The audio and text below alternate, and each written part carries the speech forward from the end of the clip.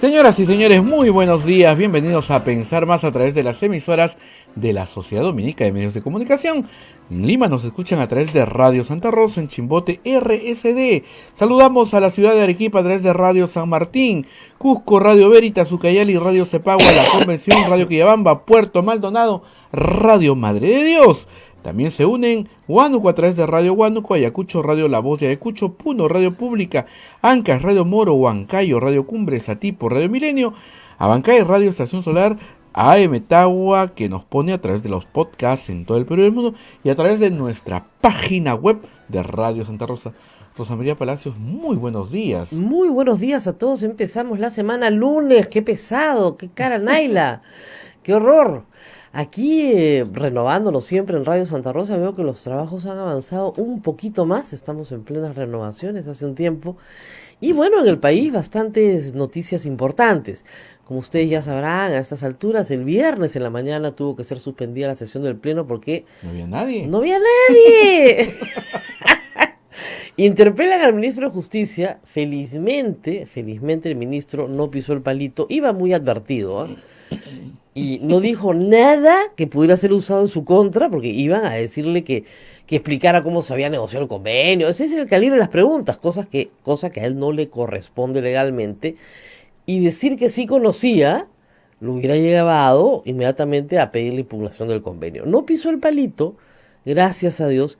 Y claro, el viernes ya se puso tan aburrido que simplemente se suspendió la sesión porque no fue nadie. En la tarde se reanudó, inmediatamente terminaron la interpelación. E inmediatamente el vocero del Fujimorismo no solamente dijo que no iban a presentar una moción de censura, sino que tampoco iban a presentar un proyecto de ley para derogar la famosa ley que permite, aprobada por todo el Congreso, que permite la negociación con las empresas corruptas que van a tener tarde o temprano, luego que termine su colaboración, si es que quieren colaborar, que pagar reparaciones civiles al Estado. Esa ley que se aprueba en el 2018 ya estaba siendo cuestionada por Jenny Vilcatoma y estaba segura de que le iban a derogar. Bueno, durante el fin de semana ha sido muy curiosa la conversación con el vocero del Fujimorismo a través del Twitter, porque él le contestó a Lucho W y le dijo que le iba a hablar en términos navales, ¿no? ¿Cómo fue eso? Le termina diciendo, oiga, eche su radar. Pero luego me manda a mí un mensaje, le digo, bueno, almirante, en términos navales, ¿en calidad de qué va en su buque Jenny Vilcatoma? Porque si no es la capitana, le cuento que hay una polizonte que se ha subido al puente y le está conduciendo el buque, o sea que motín a bordo, recupere la nave. Entonces me contesta, entienda mi mensaje, la polizonte se quedó en puerto. Oh, De verdad. ¿Qué dijo la señora? Hemos logrado despistar al enemigo y el barco va con buen rumbo. Se molestó, he visto el domingo intervino, le dijo a Tubino por Twitter también que por qué la maltrataba. Bueno, la va a acusar, lo va a demandar. Seguro lo va a denunciar. Porque de verdad, no me gusta tu tweet, te denuncio al Poder Judicial. Bueno, el tema aquí es que el mensaje del vocero del Fujimorismo es que la estrategia de Jenny Vilcatoma de tumbarse el acuerdo de colaboración con Odebrecht ya no es la estrategia del Fujimorismo. Por lo menos no a partir del viernes en la tarde. Eso es lo que hemos entendido.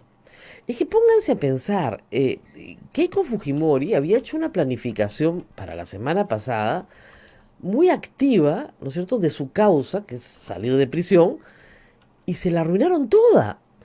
El domingo pasado en la noche yo pasé por la puerta del penal y había ya una portátil durmiendo.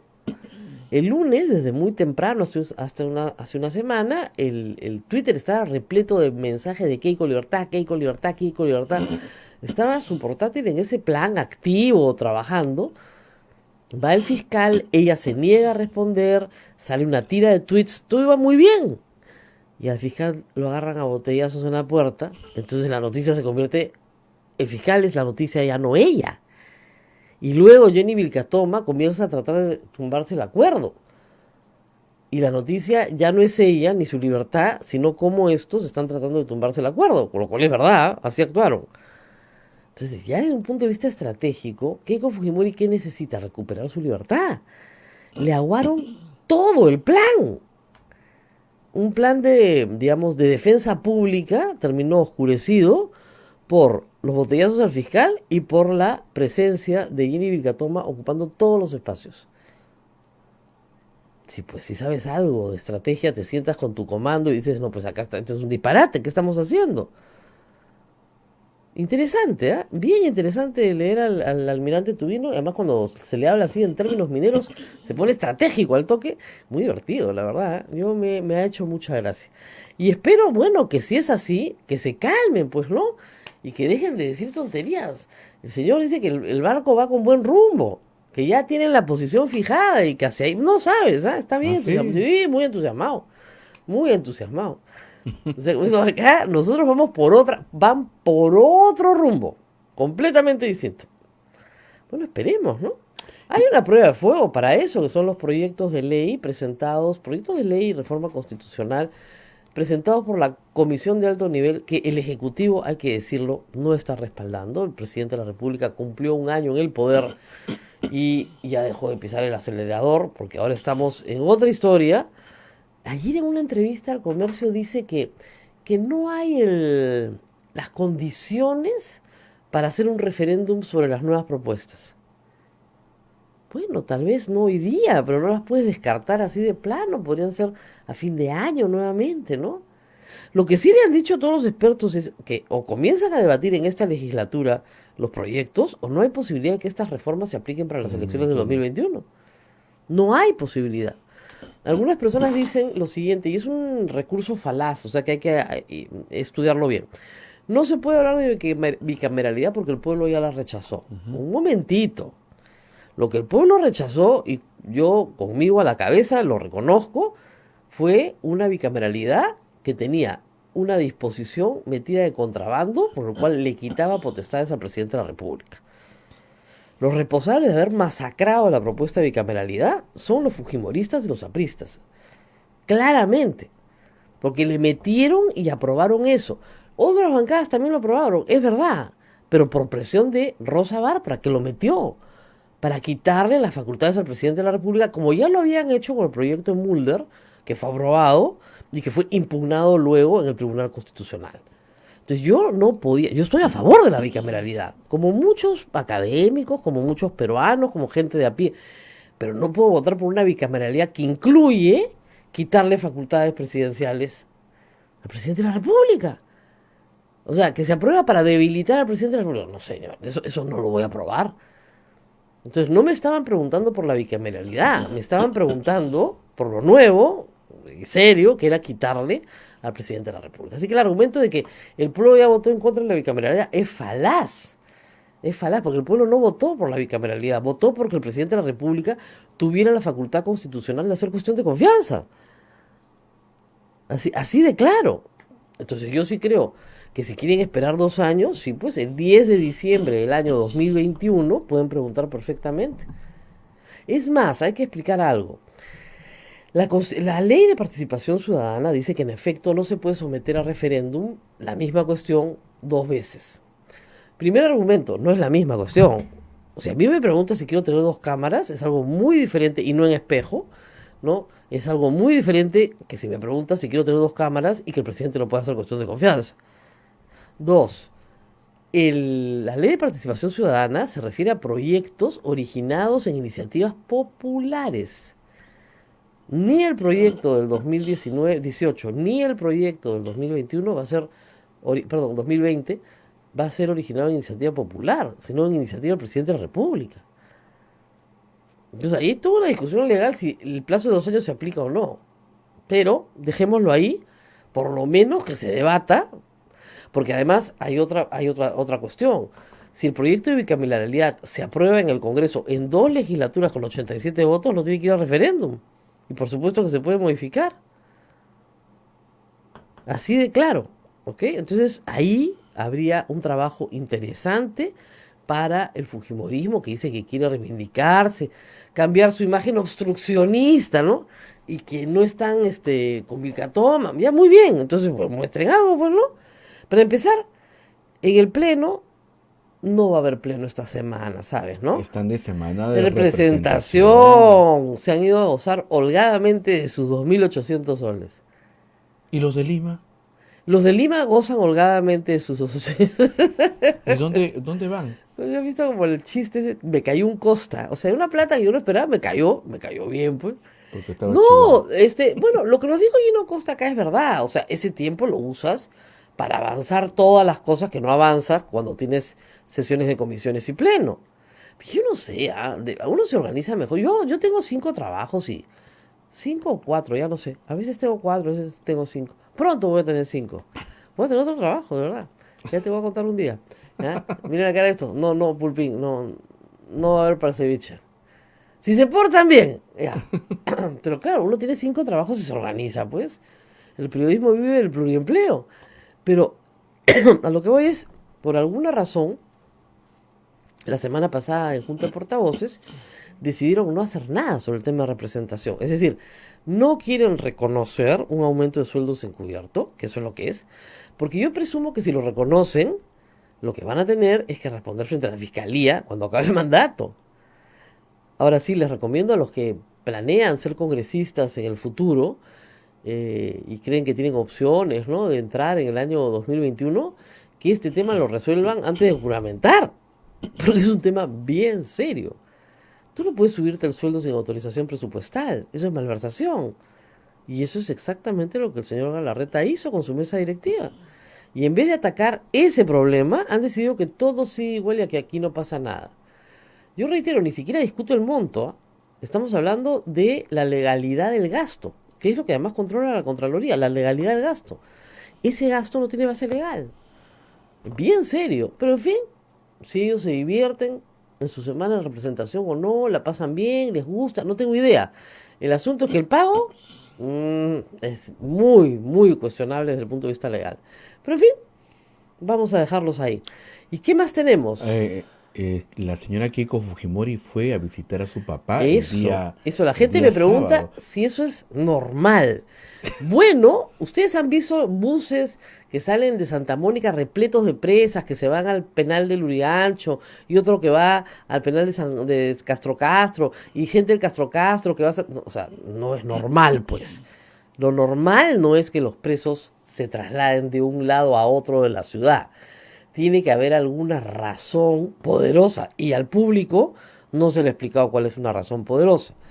O sea, yo entiendo, en el caso de Humala, que si te han metido preso a papá y mamá, ¿no es cierto?, y que piden un permiso especial para que los padres estén juntos en Navidad con sus hijos, se pueda considerar. Ahora, eso tiene un costo para el Estado, hay que hacer traslados, medidas de seguridad, es decir, hay toda un La logística. dispositivo, es bien, bien Claro. complicado, ¿no? Hay una logística, etcétera.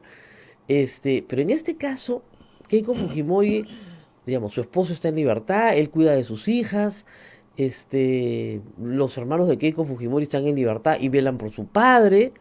Siempre se pueden escribir cartas, ¿no? Y se pueden hablar por teléfono, ¿ah? Porque hablar con familiares sí está permitido en estos regímenes cerrados. O sea, tienes derecho a hablar por teléfono. Keiko Fujimori puede hablar por teléfono con su papá sin ningún inconveniente. Ahora, ¿por qué tenían que verse? No lo sé. Ahora, haciendo ya especulaciones, de repente que se vean es positivo para el país. De repente el padre se amista finalmente con la hija y eso termina siendo positivo para el país. O que la hija se amiste con el padre, diríamos, ¿no? Y eso termina siendo positivo para el país. Y el padre le dice, mira, hijita, este nivel de confrontación, ¿a dónde nos ha llevado a ti y a mí? A los dos. Están en este momento compartiendo la misma situación. Y el tema central de la libertad de Keiko pasa por las autoridades judiciales. O sea, Keiko Fujimori en este momento, ya ahorita, este fin de semana, cumple 5 meses presa. 5 meses, sin ninguna perspectiva de mejora. Porque la apelación la declararon infundada en su caso. Ha entrado una casación que todavía está corriendo el plazo y no se resuelve. Y no se resuelve. Y si la casación, como sospecho yo, sale contraria, tienen que ir por el largo camino del habeas corpus. En total, ¿cuánto le costó a Humala en tiempo? 10 meses preso. A él y a su esposa, a los dos. 10 meses preso. Entonces Keiko Fujimori no va a estar presa menos de 10 meses. Y el tema de Keiko Fujimori es que su situación jurídica es distinta a la de los Humala. Es mucho más grave. Tiene el agravante de la perturbación de la actividad probatoria. Y en eso, para el lamento de Keiko Fujimori, hay testigos, pues. Nunca debió haber coaccionado, ¿no es cierto?, a los testigos de Tarapoto para que dijeran lo que no era verdad. Porque ese hecho solo ya la condena a una prisión preventiva. Es terrible su caso. Si ella hubiera permitido que estas personas hablaran libremente, si hubiera dicho la verdad. Pero no dijo la verdad. Qué difícil es decir la verdad, ¿no? Apareció la figura de Kenji Fujimori en las portadas el día sábado. Ujú. No sé si es como se comentaba que habían acordado papá e hija que dejar que vuelva al Congreso Kenji Es posible que el padre se lo haya pedido, es posible. Y bueno, evidentemente la conversación que han tenido padre e hija sobre su futuro penitenciario y sobre su futuro político, ¿no? Hay que recordar los orígenes de la vida política de Keiko Fujimori. Keiko Fujimori va a Chile a visitar a su padre, eso lo ha contado el doctor Nakazaki, públicamente, no es un secreto. Y el padre le pide que abandone sus planes en el 2005 para que postule al Congreso el 2006 y lo ayude a crear una base de apoyo que lo pueda lograr sacar de la cárcel. Y Keiko acepta. Y en ese mismo entendido acepta y participa Kenji. El objetivo familiar era sacar a su padre de la cárcel. Olvídense de objetivos programáticos para el Perú, llegar al poder. No, el poder para negociar desde una posición de poder una liberación política. Eso no sucedió. Cuando sucedió fue un desastre. Y hoy tienen que sentarse a discutir cuál hubiera sido un mejor camino. Hasta que no entiendan cuál hubiera sido un mejor camino, van a seguir en la misma posición. Pero en fin, bueno, ¿qué más? Bueno, Bamba se calienta, hay un montón de cosas que decir sobre las Bambas. Yo estoy con la boca abierta a las cosas que he leído ayer. Hay personas que me hablan de minería de socavón, es atajo abierto las Bambas, o sea, ni siquiera la conocen en foto. Hay gente que me dice que las empresas mineras no pagan impuestos. Yo miro así con la boca abierta, así, miren, para que se hagan una idea, ¿ya? Más o menos 60% del presupuesto nacional, o sea, de lo que gasta el Estado peruano, imagínense ustedes, en todos los maestros, en todos los trabajadores de salud, en todas las Fuerzas Armadas, en todas las policías, ese presupuesto gigantesco, ¿no?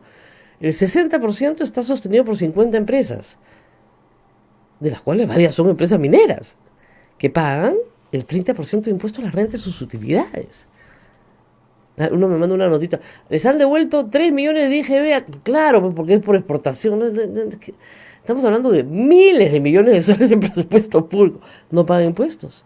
No pagan impuestos. Yo con la boca así. Entonces, ¿qué nivel de debate puedes tener si te dicen que la minería no paga impuestos en el Perú? Ya estás hablando con personas que ignoran y afirman, ¿no? La misma doctora Cachetada, la doctora González, me decía, pobrecitos los mineros, trabajan en socavones. ¿Socavón? La Bamba es tajo abierto.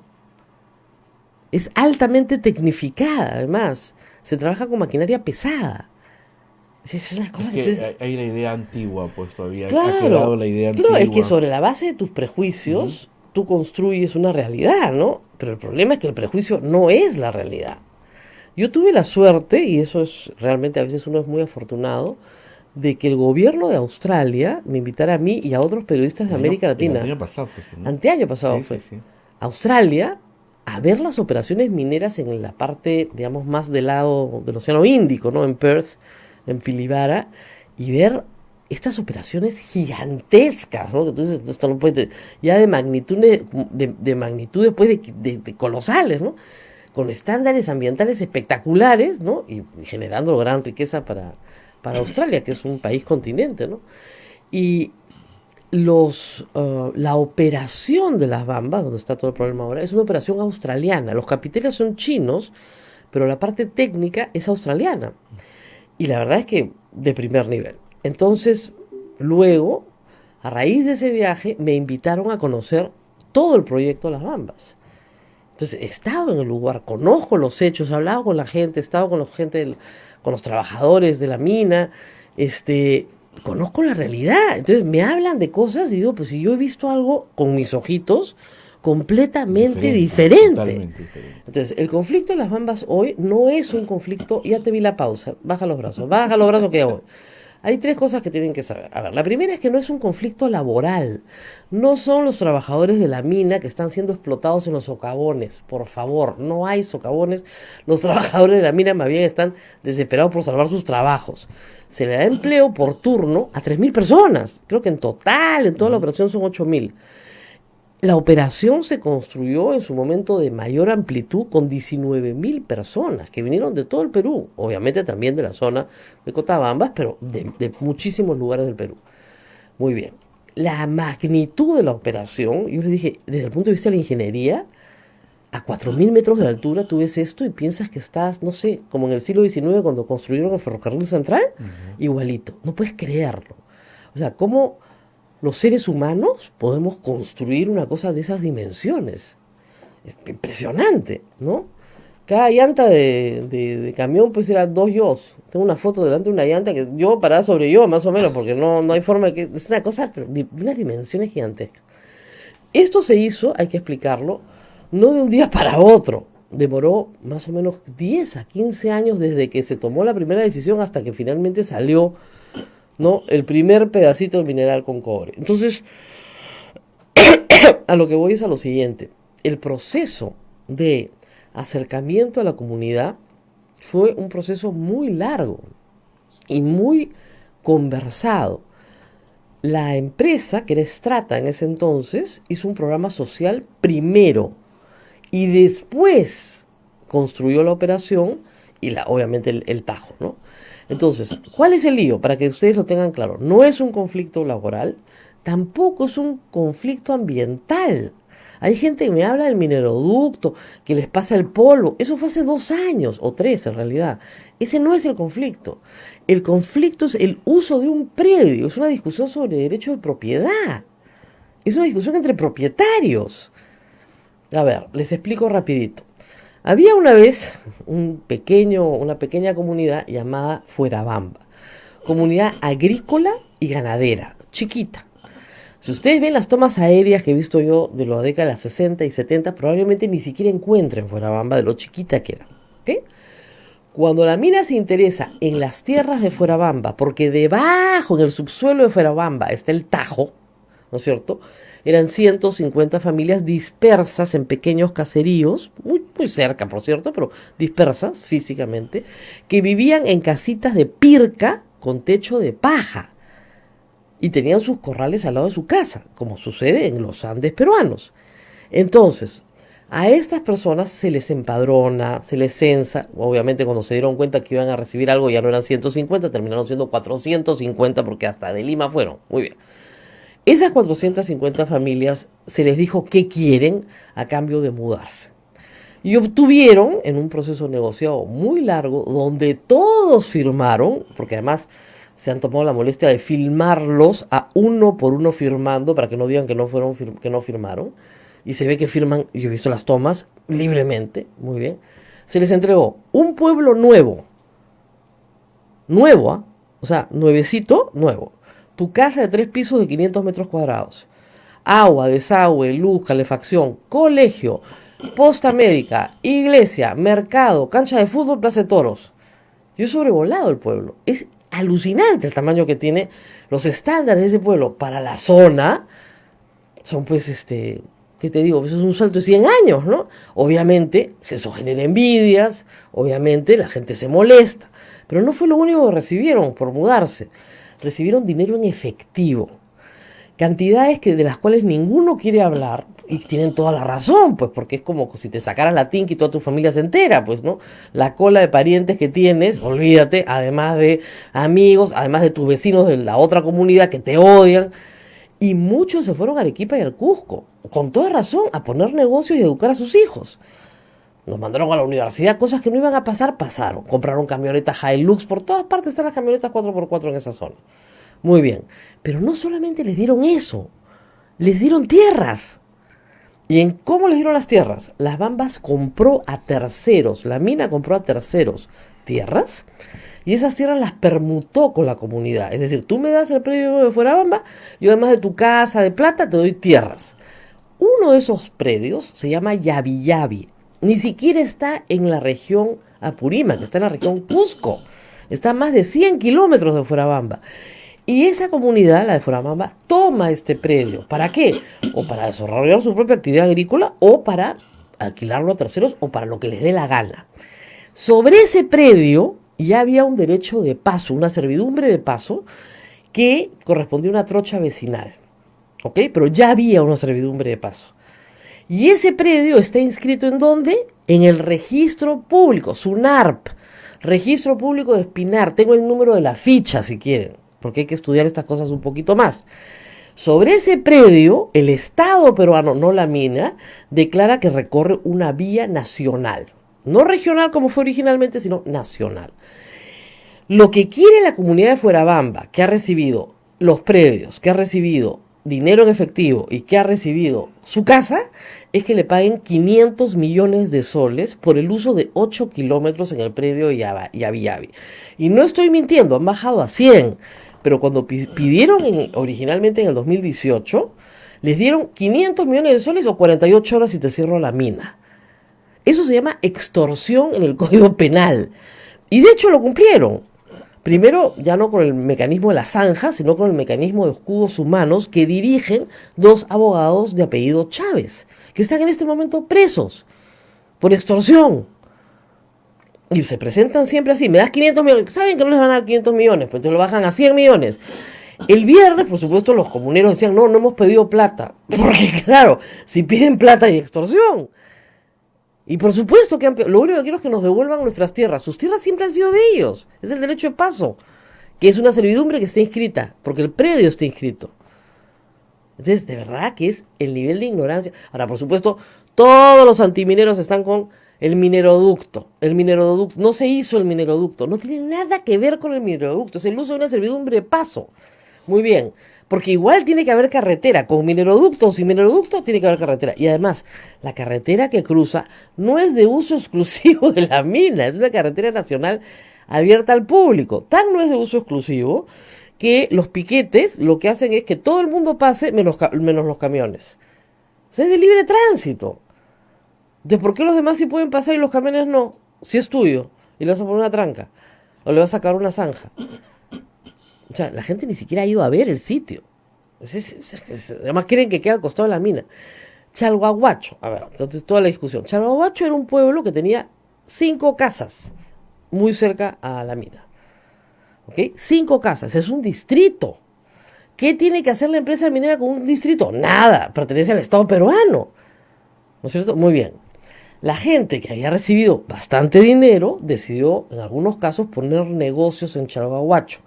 Entonces sí, pues como dice, le parece el lejano oeste, porque han puesto hoteles, bares, burdeles, todo lo que ustedes se pueden imaginar. ¿Para darle servicio a quién? A los 19.000 pues que estaban construyendo.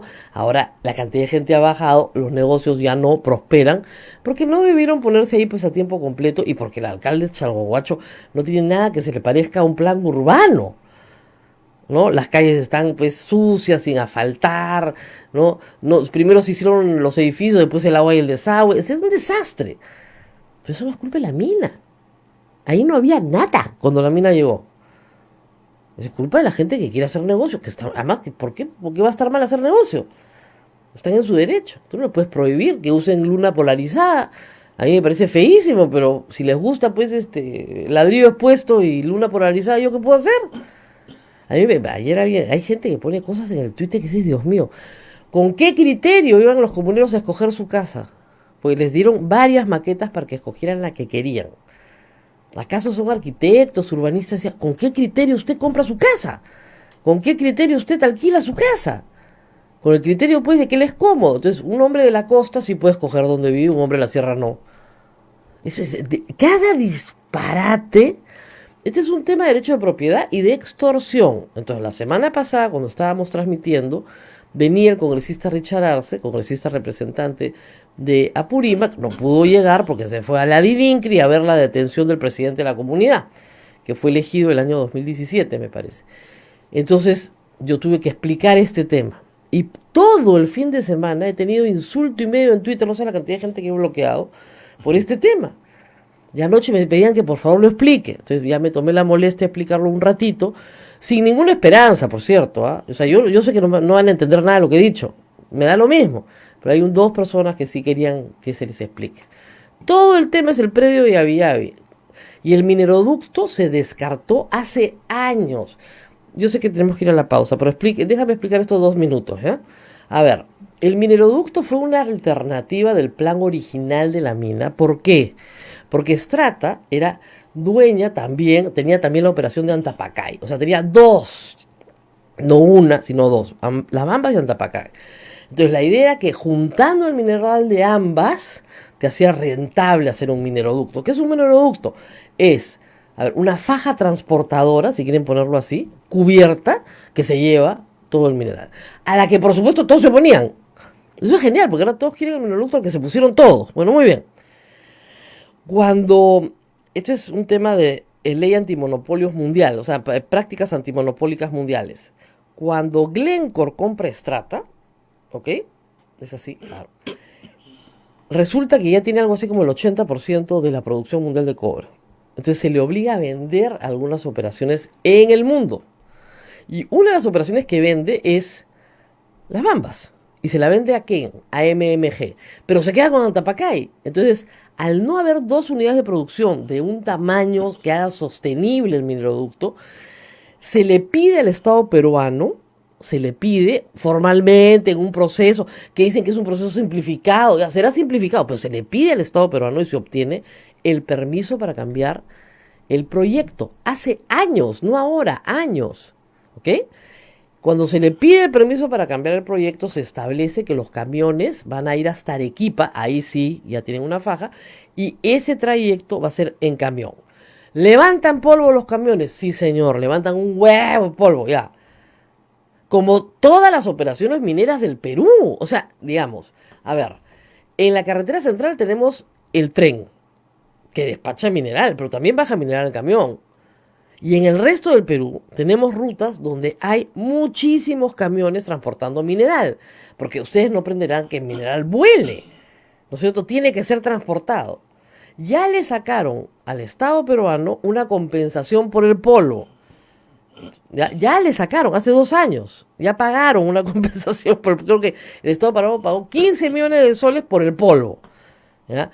¿Qué tiene que hacer el Estado peruano? A la larga una carretera asfaltada o afirmada, pero con un buen afirmado, mejor asfalto, lo que fuera. ¿Eso lo tiene que hacer la mina? No, porque la mina no hace carreteras. Ya con el afirmado más que suficiente lo que se ha hecho. La mina no hace carreteras, la mina lo que hace es producir mineral. Ya, entonces, ¿contra quién es la protesta? ¿Contra el Estado peruano o contra la mina? Contra la mina. Porque el Estado peruano no te da 500 millones de soles, pues. Y además, lo que está sucediendo 40 días después es que las existencias de las bambas en Matarani que están saliendo se están acabando. Y el Perú vive de la exportación de minerales. El Estado peruano. Entonces, la semana pasada han detenido a estas personas por extorsión. Este fin de semana, 2.000 policías, 700 militares, fuente Nicolás Lúcar, agárrate. Entonces, claro, todo es mentira, pero que generan van a matar gente en las bambas. No van a matar a nadie. Lo único que quieren es que haya principio de autoridad y que se cumpla la ley. Pero en fin, eso no está de moda nunca en el Perú. Cumplir con la ley y el principio de autoridad no está de moda. ¿Y cómo será del lío en la comunidad campesina de Fuerabamba, y ahora Nueva Fuerabamba, que hay 120 de esos 450 que los han expulsado el nuevo presidente? ¿Y por qué los ha expulsado? Porque tienen negocios, pues, en la zona. O sea, por prosperar y por decir que no van a ser parte de una extorsión. Eso es increíble. Ahora, ¿por qué les cuento toda esta historia? Porque me da cólera que se hablen estupideces. Pero a mí no me toca contarla, le toca contarla al ministro de Energía y Minas o al gerente de la minera. ¿Yo qué tengo que ver? Así que me voy a la pausa y ya regreso. Sodomco, Sociedad Dominica de Medios de Comunicación. Somos la primera emisora católica del Perú. La primera en llevarte la mejor información, veraz y precisa, desde el mismo lugar de los hechos. Radio Santa Rosa, buenas nuevas en tu vida. ¿Quieres dejar de usar lentes? ¿Mejorar tu salud visual? Ven a Oculáser, la mejor clínica especializada en ojos. Oculáser cuenta con tecnología de vanguardia en cirugías de catarata, miopía, retina y trasplante, exámenes especializados, convenios con todas las EPS. Llámanos al 265-4833 o visítanos en nuestro Facebook y www.oculaserperú.com. Por verano, 500 soles de descuento en cualquiera de las técnicas de cirugía para eliminar la miopía. Oculáser, líderes en láser para la visión.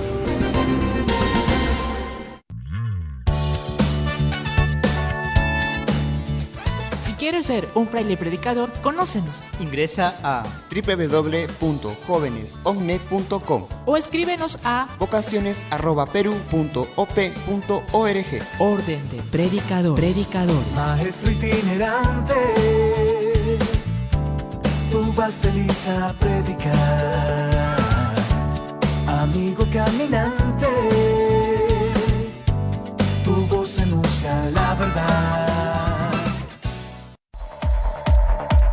Radio Santa Rosa les presenta su nuevo Centro Recreacional Padre Juan Zócolis, amplio local campestre donde podrán celebrar campeonatos deportivos, fulbito y vóley, cumpleaños, 15 años, bodas, despedidas, baby shower. Contamos con amplias áreas verdes, zona de parrilla, servicios higiénicos y 2 canchitas de gras sintético para fulbito y vóley, además de playa de estacionamiento privado. Ubicado en la avenida Riva Agüero 2009 en San Miguel. No esperes más y haz tu reservación al WhatsApp 976-199-425 o 976-373-618. Radio Santa Rosa, 62 años llevando buenas nuevas en tu vida. Radio Santa Rosa, buenas nuevas en tu vida. Sodomco, Sociedad Dominica de Medios de Comunicación. Continuamos con A Pensar Más a través de las emisoras de la Sociedad Dominica de Medios de Comunicación. Lima a través de Radio Santa Rosa, Chimbote, Radio Santo Domingo, Arequipa, Radio San Martín, Cusco, Radio Veritas, Ucayali, Radio Cepagua, La Convención, Radio Quillabamba, Puerto Maldonado, Radio Madre de Dios, Huánuco, Radio Huánuco, Ayacucho, Radio La Voz de Ayacucho, Puno, Radio Pública, Ancas, Radio Moro, Huancayo, Radio Cumbre, Satipo, Radio Milenio, Abancay, Radio Estación Solar, AM Tagua, que nos ponen todo el Perú a través de los podcasts y en nuestra página web. Rosa María. Muy bien, estamos con el doctor Julio Arbuzú, abogado, penalista, victorioso en algunas causas que nos ha contado la semana pasada. Sé que vamos a empezar por las buenas noticias, pero vamos a hablar de temas penales con él porque creo que es interesante para ustedes conocer algunas cosas. Doctor, ¿cómo está? Buenos días, Rosa María. Ha ganado un proceso en favor de la señora Ana Jara, a la cual la perseguían por la compra de unos pañales. Es una cosa extraña. Sí, la verdad es que parece un chiste, pero no lo es. Ha sido más bien para Ana Jara y sospecho que para una buena cantidad de funcionarios o de altos funcionarios que en su momento hicieron las cosas bien o trataron de hacer las cosas bien, una pesadilla. Han sido casi 4 años y medio de investigaciones abiertas, cerradas, reabiertas eternamente, ¿no? Esto es algo que parecía que no iba a terminar. No pasó a juicio oral. No, esto se acabó en instancia preliminar. Es decir, claro, ni siquiera se judicializó.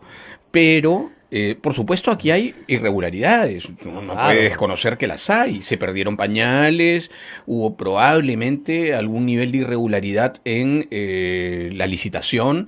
Pero la pregunta es, ¿los ministros tienen que responder por cada compra que se haga en su sector? No, y esto hay que señalarlo de manera enfática, ¿no es cierto? Desde también la perspectiva de la lucha anticorrupción. La lucha anticorrupción tiene que hacer, ¿no?, que respondan quienes son responsables por la comisión de delitos contra la administración pública, no trasladar responsabilidades. Exacto, porque además administrativamente existe lo que se llama el principio de delegación. Claro. El ministro o la ministra no puede dedicarse permanentemente, ¿no es cierto?, ni siquiera a fiscalizar este tipo de cosas. Para fiscalizar también hay otros funcionarios. Ahora, finalmente se archiva, pero es increíble, ¿no? 4 años y medio para que se archive en fiscalía. Y luego la gente claro, se queja mucho de eso. Yo se lo puse en Twitter y tiene razón. ¿Por qué esto demora tanto?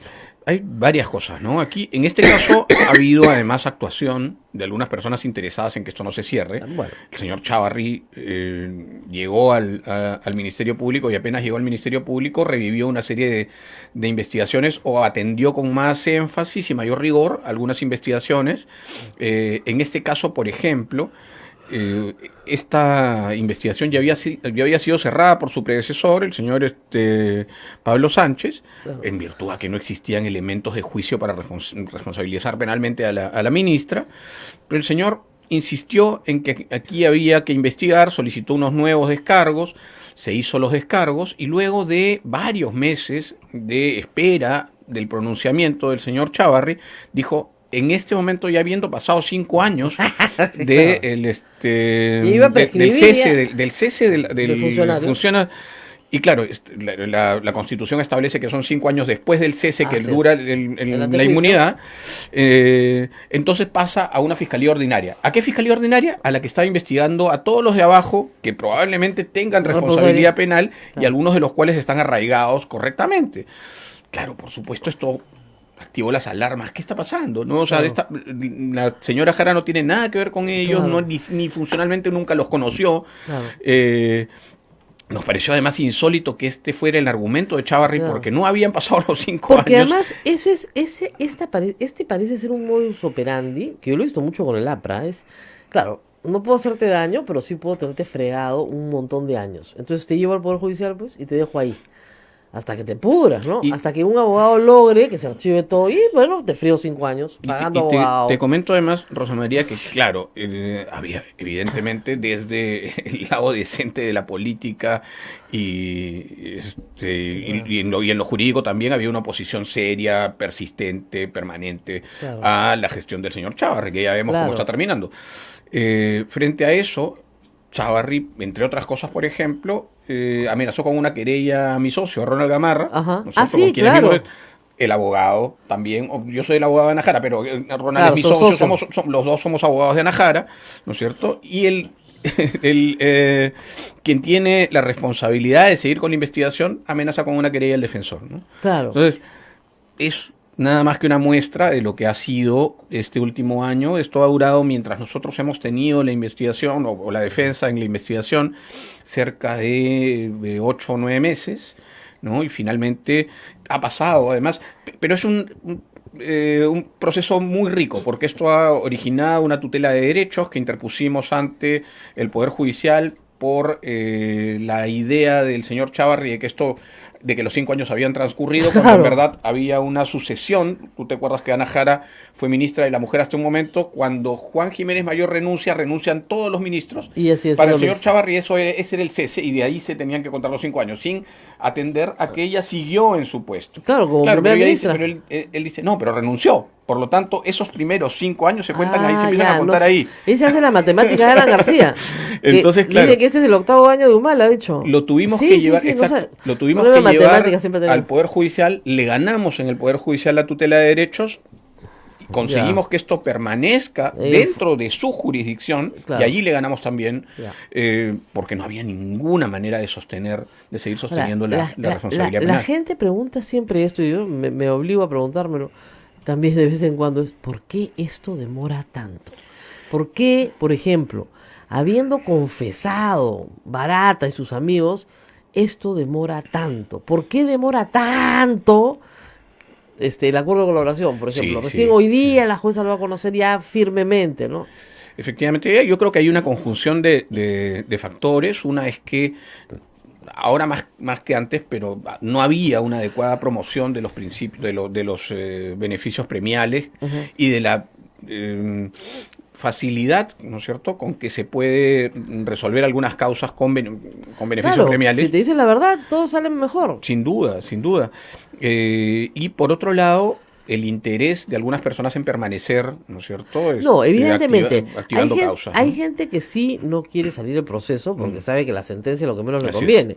Eso es verdad, y las maniobras dilatorias de los abogados penalistas, con el perdón de los abogados penalistas, son pues conocidas, ¿no? Sí. El abogado penalista, no te preocupes, el juicio lo hacemos durar 10 años, al final prescribió todo y nadie te va a condenar. Esa es la estrategia. Lo sé, pero de todas maneras, para las personas que sí quieren justicia, tanto el Ministerio Público como el Poder Judicial no responden, salvo que tú llegues y le digas al juez de frente, Claro. o al fiscal, primero, señor fiscal, me allano a todo, ya, júzgueme. Claro, ¿no? Pero hay otro problema Acúseme. adicional que tiene que ver con esto que tú estás comentando. Y es que lo que provoca esto es una carga excesiva Así es. en el Ministerio Público, que de por sí ya tiene una carga pesada, ¿no es cierto? Pero que además, por un lado, tiene estos problemas que tienen que ver con los delitos Comunes. complejos, Claro. pero hay delitos comunes que en realidad no son delitos o que podrían ser filtrados y rechazados liminarmente. Así es. O sea, ¿Y por qué no tú ¿por qué no se le rechaza ¿Te liminarmente? te parecería increíble si vas y haces un análisis de la cantidad de denuncias que ingresan y en cuyos casos se abre investigación preliminar sin tener ningún tipo de Base de evidencia nada. de nada? Entonces, claro, Y en civil y en civil, digamos, es ya increíble las cosas que se presentan y en amparos no se pueden imaginar. Y los jueces no rechazan, tienen la potestad para hacerlo, ¿ah? Pero no rechazan liminarmente, y ni los fiscales.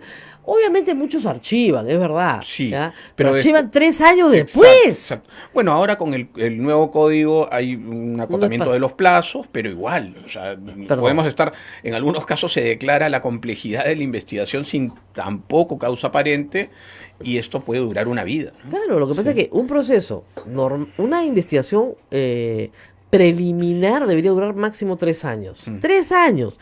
Pero como es compleja, demora 10 años. ¿No? Entonces ya pues no hay, y sigue sin investigación y nadie te ha acusado de nada. Sí, sí. Por ejemplo, la semana pasada el fiscal Vela dijo que la semana pasada acusaban a los Humala. Estamos lunes, ¿ah? ¿Dónde está la acusación? Quiero verla. Y el problema es que nos ha dicho hace un año. Digo, esta semana, no nos ha dicho esta semana de qué mes, pero entonces, claro, parece una burla que te digan que alguien puede ir preso sin estar acusado, que es una de las cosas más complejas que hay. Keiko Fujimori está presa sin estar acusada. Claro, cumpliendo una prisión preventiva. Es verdad. Otras preguntas penales del fin de semana que ya me obligo a hacerle también son las siguientes. ¿Es normal que una mujer que está en prisión preventiva en Chorrillos vaya a visitar a otro preso en otro penal? Definitivamente no. Ah, no es regular. Definitivamente, bueno, tiene que haber solicitado un permiso. Yo no sé Sí, si lo hizo, sí, si eso claro. fue concedido. Supongamos que sí. Normal, digamos. en ¿Normal, términos- normal? No, entonces podríamos suponer que hay normalidad en la visita de Lenny Parraguirre al señor Abimael Guzmán en su momento, porque lo solicitó. Claro. Bueno, puede ser. ¿Ha Ahora, ocurrido? Digamos, Creo que no. pero en el código se establece algún tipo de visita conyugal, ¿no? Exacto, Sí, sí exacto, se exacto, permite. exacto. Sí, sí, digamos, sometida a una serie de resguardos y sí, pero digamos, otra vez, ¿eso ocurre? ¿El INPE permite ese tipo de visitas regularmente? Definitivamente no. Ahora, Entonces, habría que ver. de manera extraordinaria sí se ha permitido antes. Sí, sí. ¿No? Pero no de manera regular. A Elena Parraguirre obviamente no se le permitió, a pesar de haber vivido al lado de Guzmán 18 años. Así ¿ah? es. La separaron, pero dice, es mi esposo, lo quiero visitar. Ahora, en el régimen de Keiko Fujimori, hasta donde entiendo, y en el del señor Alberto Fujimori, sí tienen acceso telefónico a familiares. Por lo tanto, podrían hablar por teléfono uno con el otro. Por supuesto. No están prohibidos hacer ahora, eso. Convengamos en una cosa. Primero, la señora Fujimori responde, su prisión en este momento responde a una prisión preventiva. Es Así decir, es. Y el una otro medida no. de arraigo. El otro está condenado. El señor Fujimori Así está es. condenado, está cumpliendo una condena.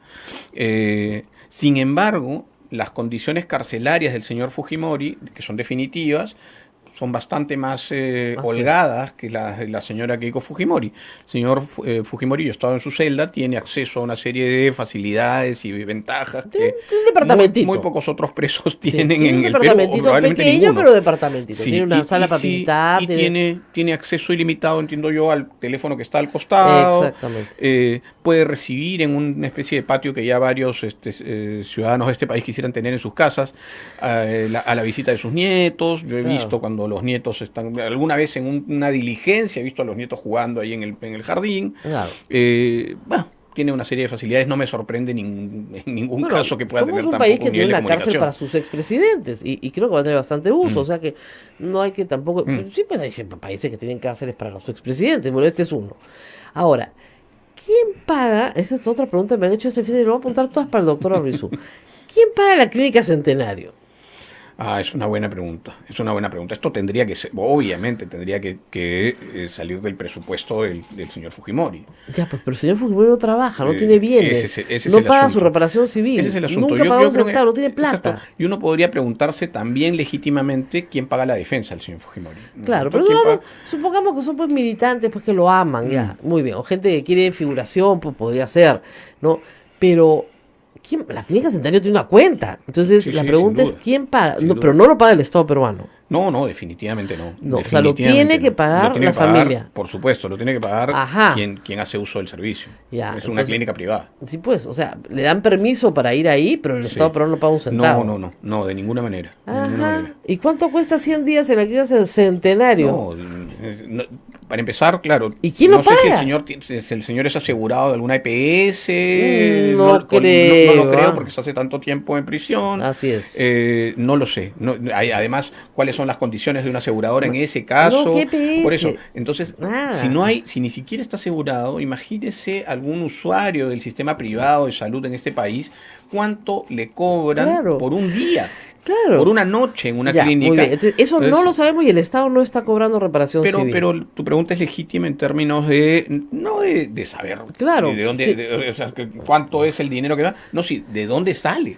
Este Claro. señor tiene una deuda con el Estado de 27 millones de soles. Y a eso voy. Que no ha pagado, que se resiste además a pagar un solo sol de esa deuda, porque hay otras personas que tienen deudas también, seguramente dirán incobrables, Claro. pero que pagan mensualmente al Estado y con eso evitan eventualmente el embargo de sus bienes, ¿no es Así cierto? es. O que el Estado vaya a perseguir algún tipo de Ahora, hay que decir una cosa, propiedad. que en reparaciones civiles, usted ha sido procurador, ahora vamos a apelar a su experiencia de comunicador, pero tenemos que ir a una pausa. Quiero que nos cuente un poco todo este tema de la reparación civil. ¿Por qué? Porque, bueno, la señora Jenny Vilcatoma, su mejor amiga, ha hecho un papelón la semana pasada, pero es necesario explicar un poco sobre el papelón, porque el papelón ha sido respaldado por Alan García y por otros preclaros hombres de la patria ¿Cuándo no? que señalan que el Estado está cobrando una basura con Odebrecht, entreguista el acuerdo, una cosa espantosa. Vamos a la pausa y regreso. Sodomco, Sociedad Dominica de Medios de Comunicación. Somos la primera emisora católica del Perú. La primera en llevarte la mejor información, veraz y precisa, desde el mismo lugar de los hechos. Radio Santa Rosa, buenas nuevas en tu vida.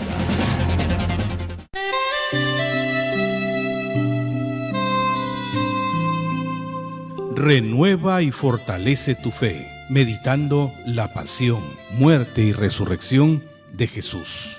Radio Santa Rosa realizará el sábado 13 de abril una jornada de preparación de Semana Santa. Informes e inscripciones, Girón Camaná 158 Lima, teléfono 555-3878, anexo 101. Radio Santa Rosa, buenas nuevas en tu vida.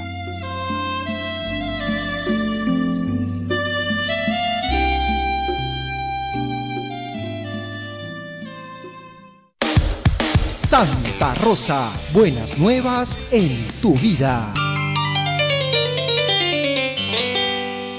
Sodomco, Sociedad Dominica de Medios de Comunicación.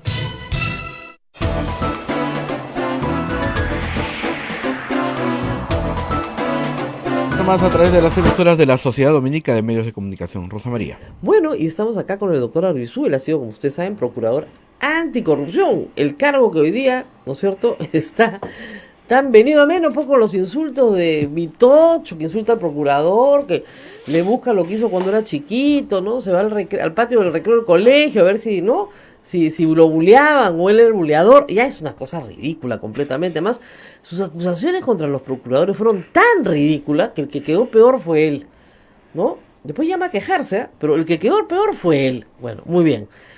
Vamos a hablar un poco de la Procuraduría Anticorrupción.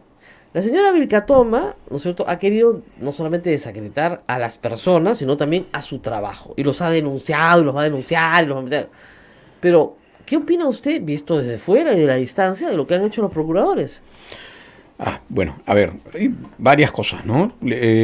Primero, hay que aclarar que precisamente la labor fundamental de la Procuraduría es acompañar al Estado en la pretensión indemnizatoria por los delitos cometidos en contra del Estado. En este caso, en contra de la administración pública, delitos de corrupción. Ahora, en ese sentido, también por supuesto hay un acompañamiento a las investigaciones del Ministerio Público, porque la idea es que se llegue a una condena a estos sujetos, que es la manera más regular de obtener esa reparación. Sin embargo, hay otras que tienen que ver con formas anticipadas de terminación de los procesos, una de las cuales puede ser, por ejemplo, el procedimiento de la colaboración eficaz o delación premiada.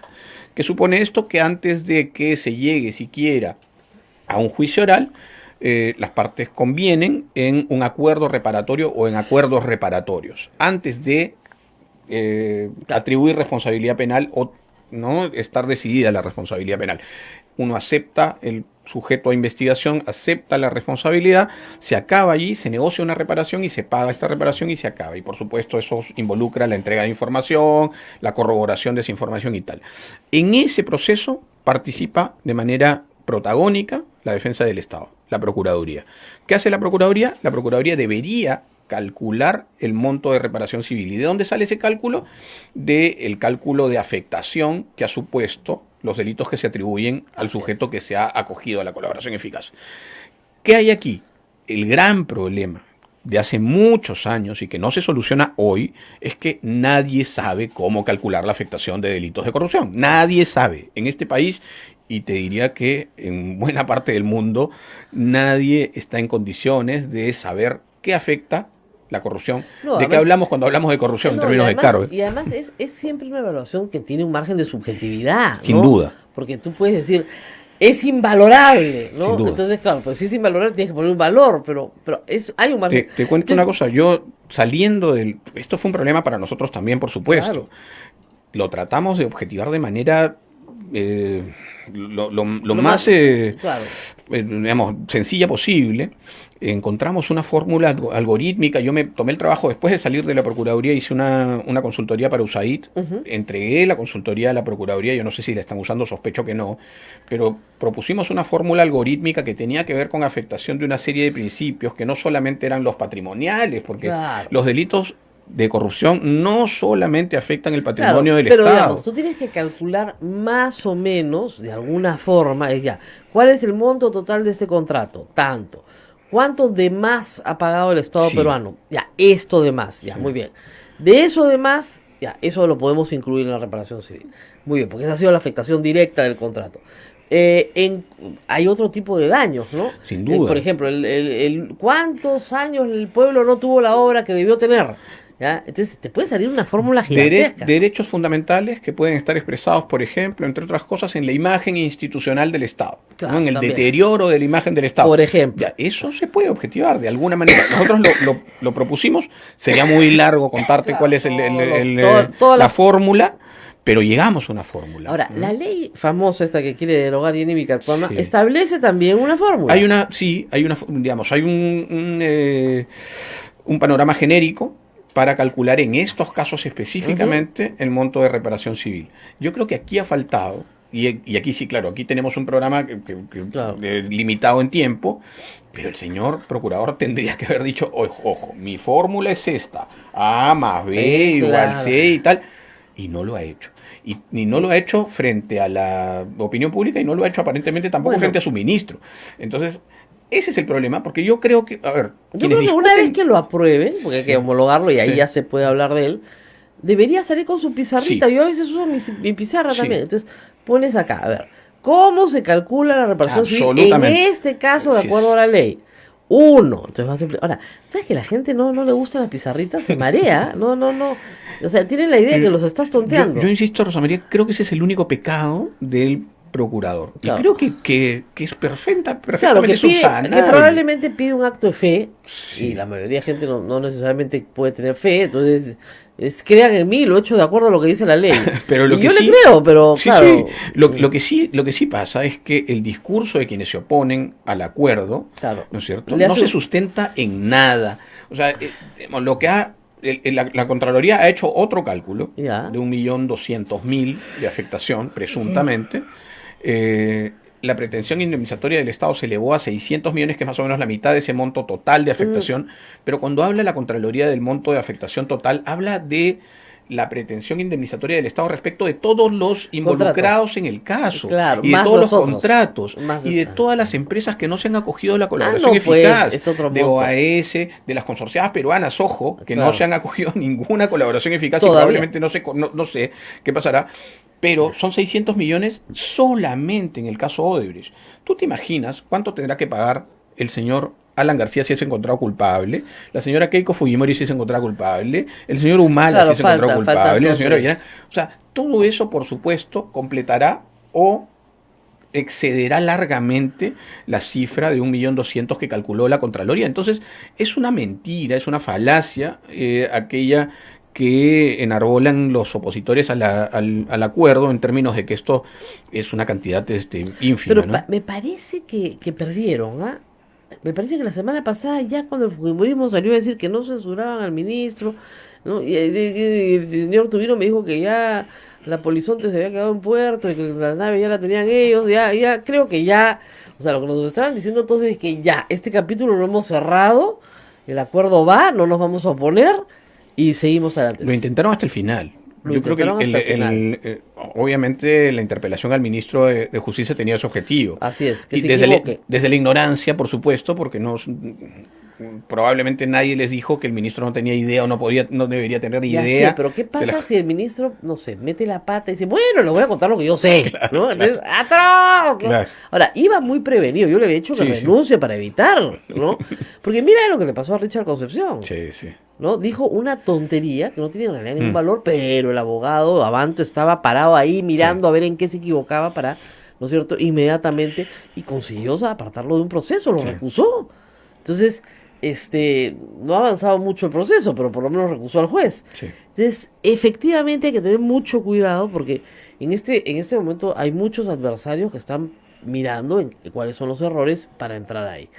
Ahora, estos, como tú dices, en este convenio solamente se está fijando por ahora, el monto de reparación por 4 contratos y solamente la reparación que paga Odebrecht, no la que pagan todos los demás, que son muchos más.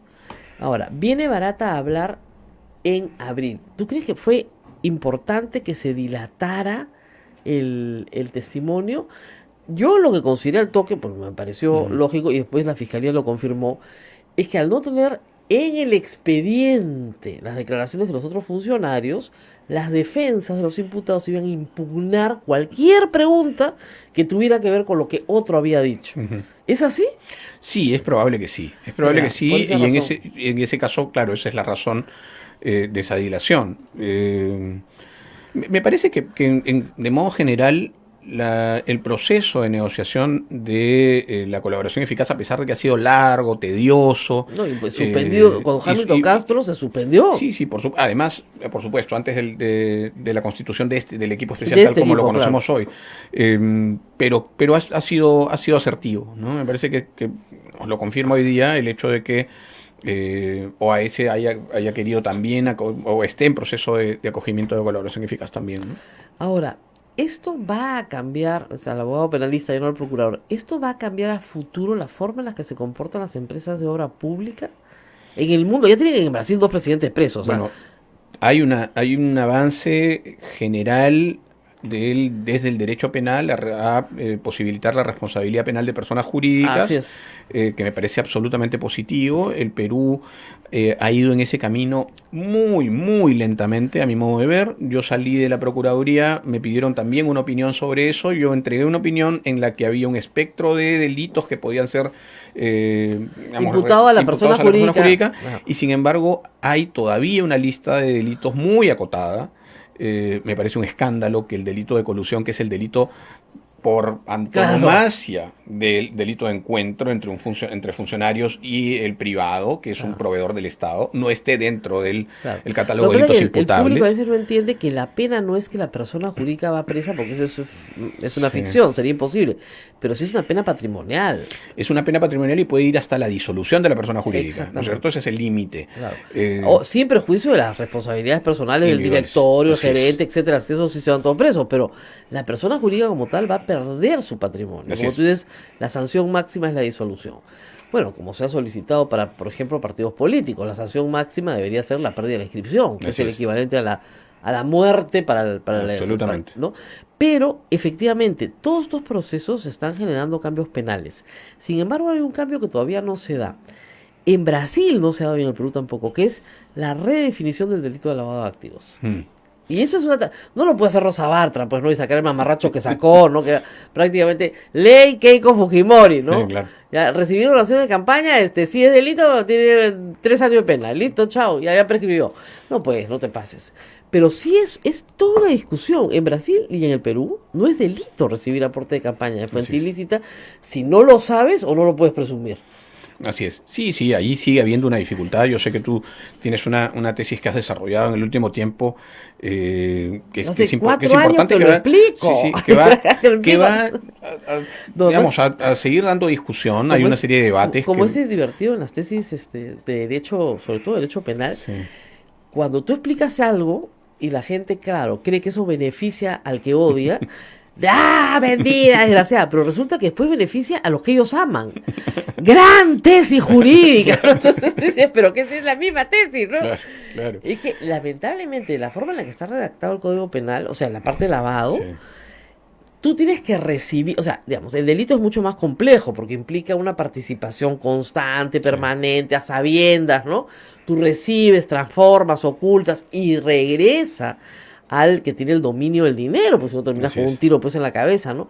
Pero tal como está escrito, ¿no es cierto? El círculo completo no tiene que concretarse, pero por lo menos tienes que saber o poder presumir que este es dinero ilícito y eso no se ha podido probar. Sí, bueno, yo creo que lo reconoció el fiscal Vela acá, José yo creo que por eso no acusa. Esta discusión que es rica, que digamos, que puede aportar a la doctrina, espero que se empiece a escribir sobre esto porque es importante que se discuta. Tiene que modificarse. No ha llegado todavía a juicio oral. O sea, no ha llegado a juicio oral. Claro. Esperemos que cuando sea el momento de desarrollar las pruebas, esto pueda tener finalmente una conclusión resolutiva. Es que esto genera no solamente confusión, sino expectativas desbordadas. Es decir, la gente, ¿qué es lo que pasa si yo tengo razón? O sea, en el peor de los casos. Llegas a juicio oral y el juez dice, señor fiscal, aquí no hay delito. Usted no ha podido probar que estas personas podían presumir o saber. Muy bien. Y salen libres. Y pasan dos cosas. Uno, ¿por qué han estado detenidas tanto tiempo si eran inocentes?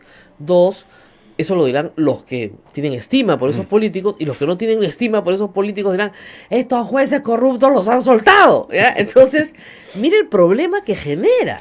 El problema de generar el derecho a veces es gravísimo. Ahora, tú sabes, ya lo hemos hablado algunas veces, yo creo que hay una serie de delitos precedentes que pueden ser distintos de los que en este momento, por ejemplo, se están observando como posibles delitos precedentes de la atribución de lavado de activos en estos casos.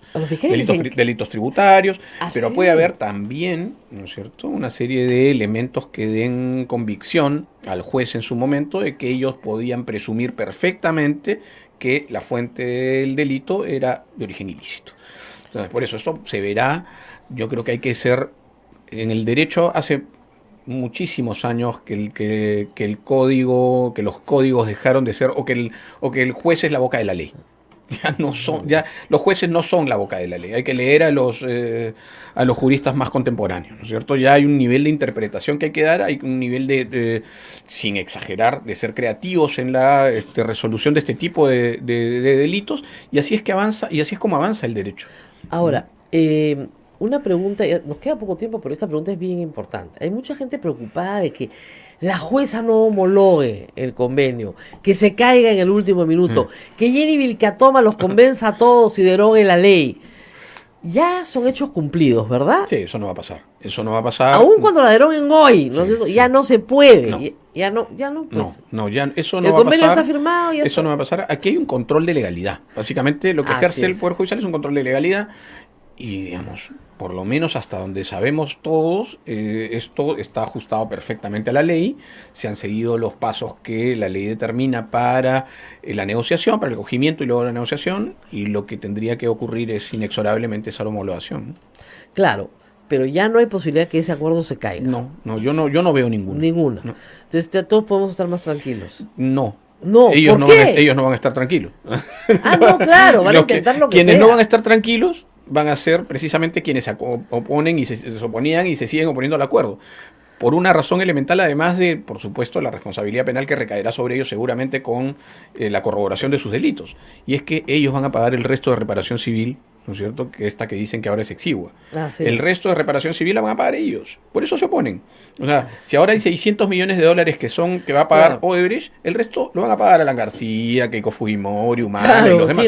O sea, pero ellos no tienen bienes, son pobres, pues. De verdad. Qué casualidad en este país todos los condenados por delitos de corrupción son pobres. Y sin embargo los sigo viendo viviendo bien, ¿ah? Sí, con un tren de vida alucinante. O sea, por ejemplo, Alberto Fujimori no tiene con qué pagar la reparación civil, pero sí tiene con qué quedarse 100 días en la clínica Centenario. Sí.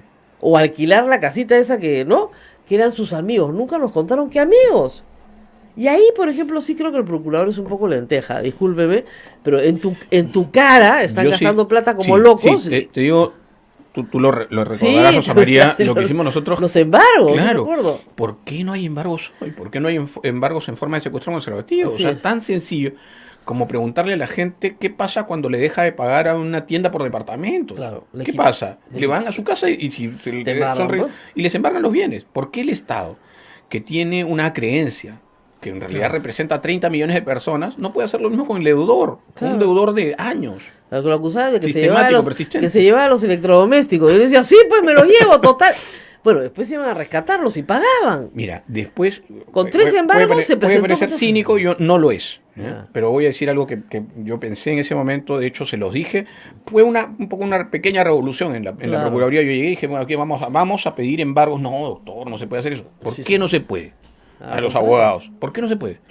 Nadie supo qué responderme y lo hicimos. El primer juez que aceptó eso, al día siguiente teníamos 25 personas haciendo cola para pagar la reparación civil. ¿Qué hacemos? ¿Dónde pagamos? O haciendo o solicitando facilidades mes a mes. Pero pues se por puede pagar supuesto, mensualmente. y se puede, y lo demás, que después discutan, ¿no es cierto?, la titularidad de los bienes, que la discutan. Para eso está el derecho, para eso está el el poder otro día vi judicial. una cifra, nos tenemos que ir, pero una cifra para que se den cuenta de lo difícil que es cobrar reparaciones civiles, que creo que todo lo que se ha pagado en reparaciones civiles, no incautaciones, no se confundan, reparaciones civiles, ha sido 18 millones de soles en el proceso de Fujimori y Montesinos. De todos los involucrados, ¿ah? Lo que se ha pagado son 18 millones de soles y creo que la cuenta total supera los 1.000 millones de soles. Sí. Nosotros hicimos ese cálculo porque antes ni siquiera se sabía cuál era el monto. Superaba los 1.000 millones y han pagado 18. Sí. Eso es todo lo que han pagado. Pero fíjate que cuando llegamos, nosotros elevamos el cobro de reparación civil, el monto cobrado efectivamente en 300%. Claro. O sea, antes no se hacía nada, no se pagaba nada, Rosa María. Entonces tú tienes el terrible drama de impunidad que supone que un sujeto que le ha robado tantos millones al Estado salga después de 3-4 años de prisión y pueda disfrutar de los millones que se robó sin ningún problema. ¿Por qué no? 4 años de cana y de ahí vive millonario. Claro. Tranquilo. Qué feo. Bueno, muy bien. Gracias, doctor, por estar con nosotros. Sí. Preguntan si hay un plazo para que la jueza hable o dé su dictamen, su resolución. Yo creo que mínimo 15 días, pero no hay plazo, ¿no? Sí, no hay plazo, pero debería ser pronto. Hay una expectativa, por supuesto. Además, creo que tiene algo así como 60 tomos la Comisión de Colaboración Eficaz. Más o menos llegan con camión. Y que se han demorado porque tienen que cargar todos los tomos en camioneta para poderla llevar. Es o sea, voluminoso, ¿no? Esas cosas del derecho que yo no llego a entender. Pero otra pregunta dice, ¿y en el hipotético caso que el presidente Vizcarra cierra el Congreso, el acuerdo podría caerse? No tiene que ver. No, ni con bomba atómica. Sí. O sea, si hubiera un terremoto hoy día, ¿no es cierto? Y se abre la tierra y se hunde adentro el Poder Judicial con todos los jueces, el convenio sigue vigente. ¿Ya? O sea, a ese level. Así explicas en la universidad, así te explican los profesores en la universidad, ¿no? Si fuera un avión que se cae, está todo el Consejo de Ministros del presidente adentro, también sigue el convenio. Hay otro avión que lleva todos los 130 congresistas, se cae, también, ¿ya? Igualito. Ya, entren a la página web, ¿ya? Y para hacer donaciones a este canal, no a mí, ¿no? Sino a la radio, a Radio Santa Rosa, pueden entrar por PayPal y pagar lo que usted le provoque. No es una especie de crowdfunding así muy sencillo, pero como ustedes saben, vivimos de la caridad del público. Y vivimos literalmente de la divina providencia. Así que ustedes son la divina providencia, pongan lo que quieran, pero pongan algo para que podamos vivir. Muy bien, nos vamos, Rosa María. Nos vamos. Hasta ¿Listo? mañana. Cuídense mucho. Chao, chao. Chao.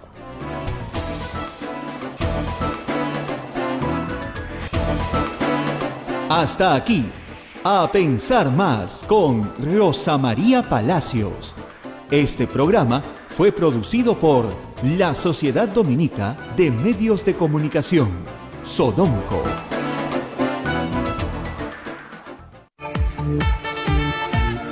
Radio Santa Rosa, buenas nuevas en tu vida. ¿Quieres dejar de usar lentes? ¿Mejorar tu salud visual? Ven a Oculáser, la mejor clínica especializada en ojos. Oculáser cuenta con tecnología de vanguardia en cirugías de catarata, miopía, retina y trasplante, exámenes especializados, convenios con todas las EPS. Llámanos al 265-4833 o visítanos en nuestro Facebook y www